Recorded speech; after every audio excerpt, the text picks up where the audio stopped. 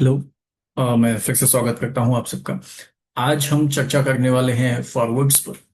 तो इससे पहले हमने डेरिवेटिव्स समझा था क्या होता है, कैसे काम करता है। फिर हमने डेरिवेटिव्स के चार प्रोडक्ट्स के बारे में बात की थी: forwards, futures, options and swaps. आज हम सबसे पहले प्रोडक्ट फॉरवर्ड्स पे चर्चा करेंगे। सो फॉरवर्ड्स को एक उदाहरण से हम समझने की कोशिश करते हैं। मान लेते हैं कि मुझे आज कोई सोना खरीदना है, तो आज अभी खरीदना है, मतलब मैं स्पॉट परचेज की बात कर रहा हूं। तो मान लेते हैं कि आज की जो डेट है वो है 31 जुलाई 2025। आज सोने का जो भाव है वो है 1,02,000 रुपये प्रति 10 ग्राम। तो अगर मुझे स्पॉट परचेज करनी है, यानी कि मुझे आज बाय करना है, तो मुझे 1,02,000 रुपये पे करने हैं 10 ग्राम सोने के, सोनार को, और वो सोना लेके अपने घर चले जाना है। This is how this thing works. So इसको हम क्या बोलेंगे? स्पॉट परचेज या स्पॉट प्राइस उस अमाउंट को। मान लो कि मैं अभी नहीं खरीदना चाहता, मैं चाहता हूं कि 6 महीने बाद सोने को खरीदूं। लेकिन उसमें एक चिंता का विषय है। चिंता यह है कि 6 महीने बाद मुझे नहीं पता प्राइस क्या होगा। हो सकता है वो प्राइस बढ़ जाए, हो सकता है घट जाए। ज्यादा चांसेस शायद बढ़ने के हैं। सो उस वॉलेटिलिटी को ध्यान में रखते हुए मैं एक दूसरी सिचुएशन करता हूं। मैं गया सोनार के पास, गोल्ड स्मिथ के पास, और मैंने कहा एक काम करते हैं, 6 महीने बाद एक कॉमन प्राइस डिसाइड करते हैं जिसपे आप मुझे सोना दे देंगे और मैं आपसे सोना ले लूंगा। तो म्यूचुअली हमने डिसाइड किया कि साहब 1,15,000 रुपए का दाम तय किया गया। इस 1,15,000 रुपए के दाम को हम फॉरवर्ड प्राइस कहते हैं। तो मैंने आज प्राइस डिसाइड कर लिया है, और ये प्राइस मैं कब लूंगा? इस प्राइस में 6 महीने बाद। अब इसमें कुछ चैलेंजेस हैं। चैलेंजेस ये हैं, मान लेते हैं कि अगर सोने का रेट 1,20,000 हो गया, तो क्या सोनार मुझे 1,15,000 में देगा? हो सकता है ना दे। तो यहाँ पे डिफॉल्ट के चांसेस हो सकते हैं सोनार की तरफ से। अगर सोने का रेट 1,10,000 रुपये हो गया, तो क्या मैं 1,15,000 में खरीदूंगा? हो सकता है ना खरीदूं। तो यहाँ पे डिफॉल्ट के चांसेस मेरी तरफ से हो जाएंगे। तो ये चैलेंज जो है यहाँ पर फॉरवर्ड कॉन्ट्रैक्ट में बना रहता है। आइडिया क्या है फॉरवर्ड कॉन्ट्रैक्ट को करने का?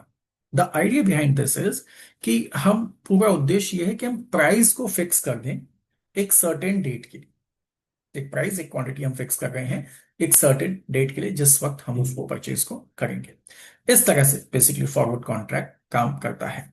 कुछ इंपॉर्टेंट पॉइंट्स और हैं जो हम सबको पता होनी चाहिए। सबसे पहला, ये एक अग्रीमेंट है जो कब बनाया जाता है? Mid directly between two parties. दो पार्टीज डायरेक्टली बनाती हैं इसको, किसी भी एसेट को खरीदने के लिए या बेचने के लिए। एक स्पेसिफिक डेट्स पर कुछ टर्म्स एंड कंडीशंस आज डिसाइड करती हैं वो। बोथ पार्टीज जो हैं, यानी कि दोनों पार्टीज ऑब्लाइज्ड हैं, राइट? वो, हो सकता है प्राइस कहीं पर भी जाए, but they are obliged. Mandatory नहीं है उनके लिए कि उसको वो एग्जीक्यूट करे ही करे। तो ये सिचुएशन भी हमको यहाँ पे पता होनी चाहिए। तीसरा पॉइंट है कि एक बायलेटरल कॉन्ट्रैक्ट है। बायलेटरल मतलब दो पार्टीज ने मिलकर के ये कॉन्ट्रैक्ट बनाया है।